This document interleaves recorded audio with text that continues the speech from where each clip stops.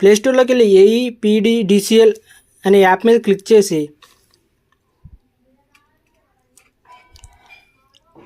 మన దగ్గర Google pay, PhonePe, Paytm ఉన్నా కూడా ఈ యాప్ను ద్వారానే కరెంట్ బిల్ అనేవి చెల్లించాల్సి ఉంటుంది.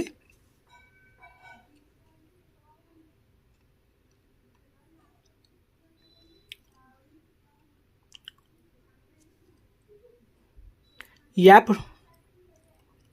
ప్లేస్టోర్ నుంచి డౌన్లోడ్ చేసుకోవాలి.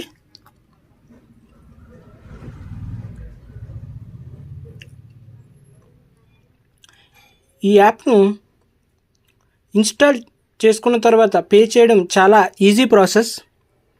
దీనికి కావాల్సింది మీ కరెంట్ బిల్ మీద ఉన్న సర్వీస్ నెంబర్ సరిపోతుంది.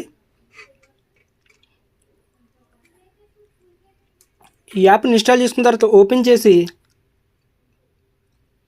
ఇంగ్లీష్ భాషను లేదా తెలుగు ఎంచుకొని స్కిప్ చేసేయండి. ఇవి చేసిన తర్వాత క్విక్ పే అని ఉంటుంది. క్విక్ పే మీద క్లిక్ చేసినట్లయితే మీ సర్వీస్ నెంబర్ ఎంటర్ చేయమని అడుగుతుంది. ఎంటర్ చేసిన వెంటనే మీకు ఈ నెల వచ్చినటువంటి బిల్ అక్కడ డిస్ప్లే అవుతుంది.